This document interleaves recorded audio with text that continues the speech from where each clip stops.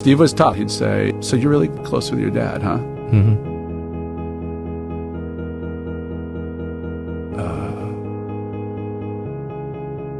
60 seconds. Mm-hmm. Nothing. Gotta hold the gaze. Don't say anything. People get so uncomfortable. Granted, it's Steve Jobs, but also in life, that's what happens. People just get uncomfortable. So it was his litmus test to determine if you're a bozo or not. Okay. You're either a hero or a bozo.